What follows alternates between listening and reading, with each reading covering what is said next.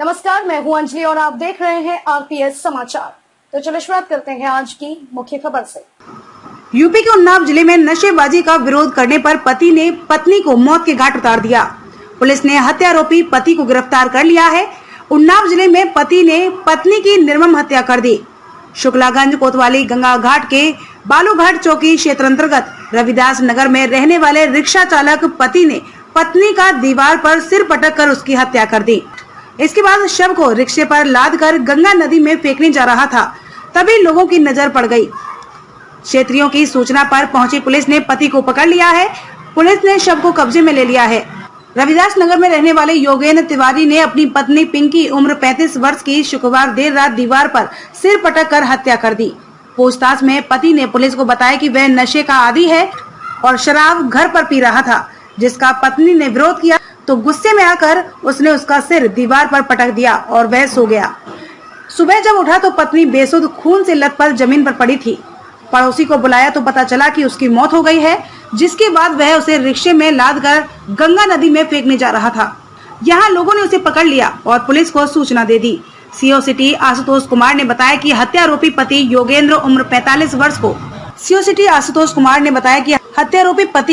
उम्र 45 वर्ष को रिक्शा व उसकी पत्नी के शव के साथ पकड़ लिया गया है, जिसने अपना जुर्म कबूल कर लिया है। हत्या की धारा में रिपोर्ट दर्ज कर ली गई है। आरोपी को न्यायिक हिरासत में जेल भेजा जा रहा है। मृतका के 2 छोटे बच्चे हैं। घटना के वक्त दोनों घर में सो रहे थे। सुबह जागे तो उनको मां की मौत की जानकारी हुई। उन्नाव से गिरीश त्रिपाठी की रिपोर्ट। वरिष्ठ रालोद नेता कुंवर नरेंद्र सिंह जी ने कल स्वतंत्रता दिवस को लेकर जनपद के वरिष्ठ पत्रकार कृष्णा गुप्ता आरपीएस समाचार से विशेष वार्ता की। सिंह हमारे साथ हैं। कुंवर साहब, हृदय से मैं आज आपका बहुत बहुत स्वागत करता हूं। बात स्वागत के, कल अपनी देश की आजादी का जश्न मनाने जा रहा है, इसको लेकर क्या क्या तैयारियां हैं, क्या कहना चाहते हो? देखिए, मैं सर्वप्रथम तो उन सभी लोगों को नमन करता हूं जिन्होंने देश की आजादी के लिए अपना सर्वस्व न्यौछावर किया। उन तमाम स्वतंत्रता सेनानियों को, उन महिलाओं को, पुरुषों को, बच्चों को, बूढ़ों को जिन्होंने आजादी के लिए अपने प्राण न्यौछावर किए, उन सभी को नमन करता हूं। ये आजादी हमको बड़े संघर्ष के बाद मिली, बड़ी यातनाएं सही, जेलों में रहे वर्षों तक। उसके बाद आज हम इस स्वतंत्रता की हवा में, स्वच्छ वायु में आनंद का अनुभव कर रहे हैं। तो मैं सभी ब्रजवासियों को, मथुरावासियों को, देशवासियों को 75वीं स्वतंत्रता दिवस की पूर्व संध्या पर नमन करता हूं, बधाई देता हूं, शुभकामनाएं देता हूं।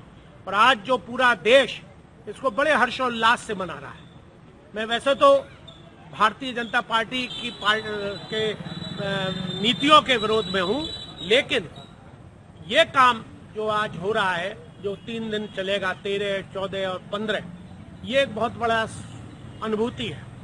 ये बहुत बड़ा एक हमारे लिए सिंबल है, जो कि हमारे नौजवान बच्चे जो आजादी के बाद पैदा हुए हैं, जो मैं भी पैदा आजादी के बाद हुआ हूं, तो उन लोगों के लिए सुखद अनुभव है। उन्होंने देखा नहीं कि देश आजाद कैसे हुआ, कब हुआ, कहाँ हुआ, लेकिन आज उनको ये सब जानकारियां मिल रही हैं। और ये तिरंगा जो भारत की शान है, विश्व की आन बान शान के लिए तिरंगा माना जाता है, और उसका महत्व आज लोग इसको समझ रहे हैं। नौजवान बच्चे, छोटे बच्चे, इन्फेंट चाइल्ड जो कि पैदा हुए इस स्वतंत्र भारत की में, असगर भैया स्वतंत्रता दिवस की बधाई।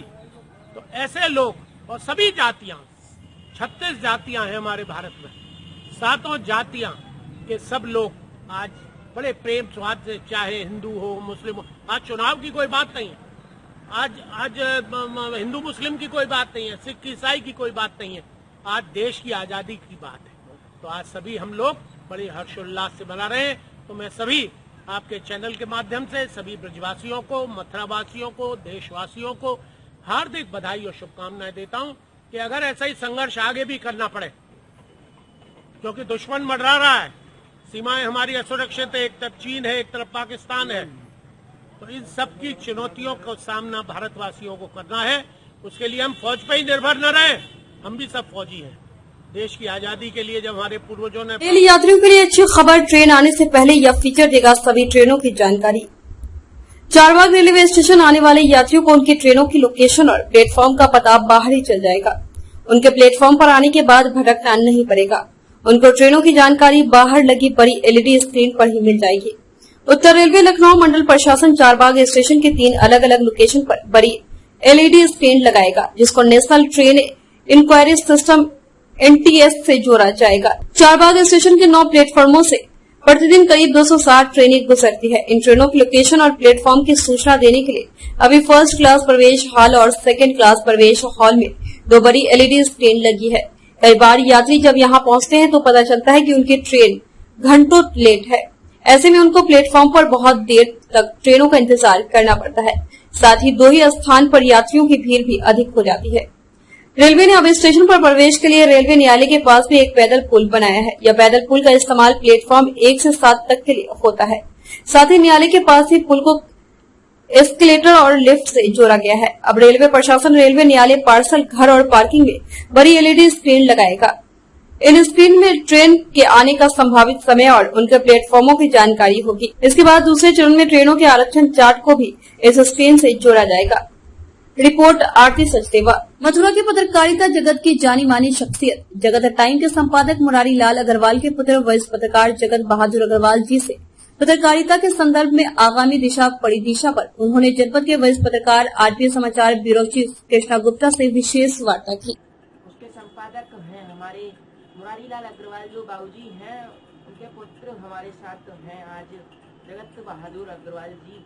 अग्रवाल साहब, आप मथुरा की पत्रकारिता के काफी वरिष्ठतम पत्रकार तो हैं ही। मसलन अगर हम ये शब्द बोलें तो इसमें भी कोई दो राय नहीं है कि मथुरा की पत्रकारिता के जनक भी कहे जाते हैं ML अग्रवाल साहब, उनके पुत्र हैं आप। कैसी अनुभूति हो रही है आज विगत वर्षों की पत्रकारिता और आज की पत्रकारिता को देखते हुए? पत्रकारिता की दिशा और परिदिशा पर हम आपसे आज वार्ता करना चाहते हैं। मैं जगत बहादुर अग्रवाल सबसे पहले आज़ादी के 75 वर्ष पूर्ण होने पर सभी जनपदवासियों, प्रदेशवासियों और देशवासियों को हार्दिक शुभकामनाएं देता हूं और आह्वान करता हूं कि हर नागरिक देश की अखंडता और एकता को बनाए रखने में अपने कर्म और ईमानदारी से दायित्व का निर्वहन करें। और हम देखते हैं बाबूजी कि मथुरा के DM और SSP कार्यालयों पर ऐसे चुनिंदा पत्रकार आ गए हैं अब मथुरा में, जो कि मतलब भाषा शैली तक नहीं जानते हैं मीडिया की और अपने आप को कहते हैं कि लोगों को भयभीत कर देते हैं कि हम भी पत्रकार हैं, समाज का आईना है। इस संबंध में आपकी क्या राय है?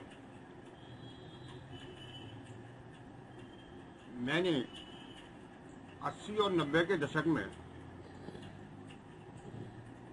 जब पत्रकारिता शुरू की थी, उस वक्त मथुरा जनपद की पत्रकारिता की टीम में सबसे युवा मैं था। और मैं गर्व से कहूं तो उस समय जो सीनियर पत्रकार हुआ करते थे, उन्होंने मुझे आगे बढ़ाने में काफ़ी योगदान दिया। उस वक्त प्रिंट मीडिया का जमाना था, सेवा भाव से पत्रकारिता होती थी, समाचार अखबारों की टेबल तक पहुंचते थे, उनको हम अपने मन से, अपने दिमाग से लिखते थे और तब अखबार में छपता था। यानी इलेक्ट्रॉनिक मीडिया का आ गया है। मैं कहूं तो आज सब कुछ चैनल वालों को परोसा हुआ मिल जाता है। यानी कि ना उनको लिखना पड़ता है, ना उनको कुछ दिमाग लगाना पड़ता है। कहीं कोई कार्यक्रम होता है, उसकी रिकॉर्डिंग उन तक पहुंच जाती है, उनके फोटो उन तक पहुंच जाते हैं। स्थिति यह है कि आज जो भी जूनियर पत्रकार अपना कार्य शुरू करने के लिए आगे आना चाहता है, उसको दबाने की भरसक कोशिश वो लोग करते हैं जो पत्रकारिता की आड़ में अधिकारियों के साथ मिलकर अपना धंधा चलाना चाहते हैं, चौके थानियों की दलाली करते हैं, व्यापारियों के साथ रौब काट कर अपना आर्थिक स्वार्थ सिद्ध करना चाहते हैं। ऐसे लोग नहीं चाहते कि कोई नया युवा पत्रकार आगे आकर अपना भविष्य इस क्षेत्र में बनाए। हमने कई बार डीएम और एसएसपी से इस बात को रखा कि इस बात की छटनी होनी चाहिए कि वास्तविक पत्रकार है कौन। आज देखा जाता है प्रिंट मीडिया की जगह इलेक्ट्रॉनिक मीडिया आ गया है और न जाने कितने सैकड़ों लोग माइक लेके घूमते हैं जिनका कोई अस्तित्व दिखाई नहीं पड़ता, चाहे या चले जाते हैं माइक सामने रखकर अपना जो उनको करना होता है करते हैं। लेकिन प्रशासन भी इस ओर ध्यान देने की कोशिश नहीं करता कि जो असली पत्रकार है वो पीछे होते जा रहे हैं और जो जिनको पत्रकारिता करना नहीं आता वो आगे बढ़ते चले आ रहे हैं। गाये बगाए कभी कभी ऐसी घटनाएं हो जाती हैं कि जो जूनियर पत्रकार होते हैं उनके साथ में अभद्रता और मारपीट तक हो जाती हैं, जो कि एक पत्रकारिता जगत के लिए बहुत ही निंदनीय विषय है। चलिएगा, तो ये रहे थे हमारे साथ अभी तक मथुरा की पत्रकारिता के जनक कहे जाते हैं मुरारी लाल अग्रवाल, दैनिक जगत टाइम्स के संपादक हैं इनके पिताजी और उनके पुत्र हैं जगत बहादुर अग्रवाल जी। मुरारी लाल अग्रवाल जी तो मथुरा की पत्रकारिता जो है उसके कहे जाते हैं प्रमुख वरिष्ठतम पत्रकार। और जो है हम बता दें कि आपने सुना ही जो उन्होंने बोला, दुनिया में मुस्कुराता कौन है वरना खुदा जिसे तौफीक दे। इन पंक्तियों के साथ अग्रवाल साहब हम आपका इतनी वार्ता की हमसे, इसके लिए आपका हम हृदय से बारंबार स्वागत करते हैं। और आपने अधिक सुना। कब मनाई जाएगी श्री कृष्ण जन्माष्टमी, कान्हा की पूजा का शुभ मुहूर्त और उपाय क्या जानते हैं। रक्षाबंधन की तरह इस साल भगवान श्री कृष्ण के जन्मोत्सव की तारीख को लेकर भी लोगों में भ्रम बना हुआ है। श्री कृष्ण जन्माष्टमी 18 या फिर 19 अगस्त को मनाई जाएगी। भगवान श्री कृष्ण के जन्मोत्सव का इंतजार उनके भक्तों को पूरे साल बना रहता है। भाद्रपद माह के कृष्ण पक्ष में पड़ने वाली अष्टमी के दिन मनाए जाने वाले कान्हा के जन्मोत्सव को लेकर अक्सर लोगों के मन तारीख को लेकर भ्रम बना रहता है। इस साल भी रक्षाबंधन के बाद श्री कृष्ण जन्माष्टमी को तारीख को लेकर भी लोगों में कंफ्यूजन बना हुआ है।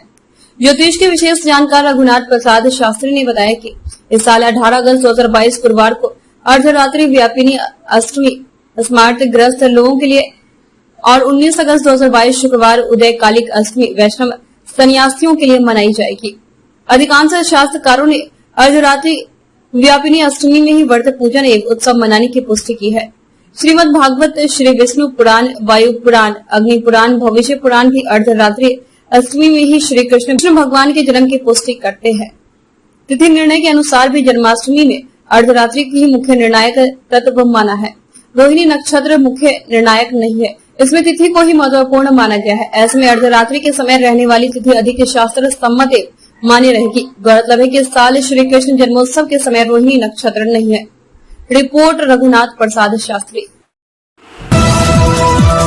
दिन भर की 10 बड़ी खबरें देखें खटाखट 2 मिनट में आरपीएस समाचार पर।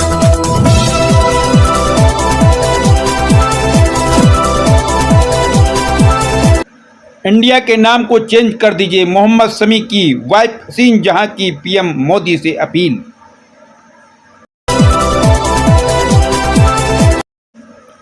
फैमिली कोर्ट में साथ रहने का किया वादा, बाहर निकलते ही पत्नी पर कर दिया हमला।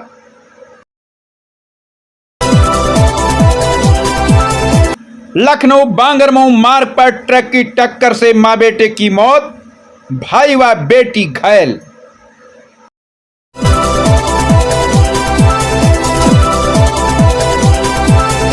यूपी एटीएस को मिली बड़ी सफलता, आतंकी नदीम का साथी सैफुल्लाह कानपुर से गिरफ्तार, पाकिस्तान हेडलर से लिंक। अचानक गायब हो गया पति, 6 महीने बाद अपनी छात्रा संग इस हाल में मिला, पत्नी ने सिखाया सबक। सुल्तानपुर में होमगार्ड ने दीवान पर लगाया गंभीर आरोप, थाने के लॉकअप से गैंगस्टर को लेकर कही बड़ी बात।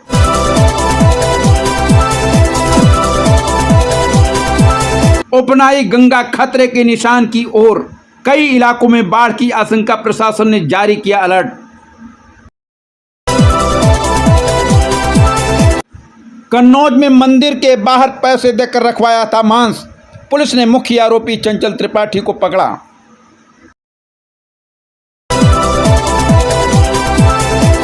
डिजिटल तिरंगे में दिखेगी आपकी तस्वीर, वेबसाइट पर करना होगा छोटा सा काम।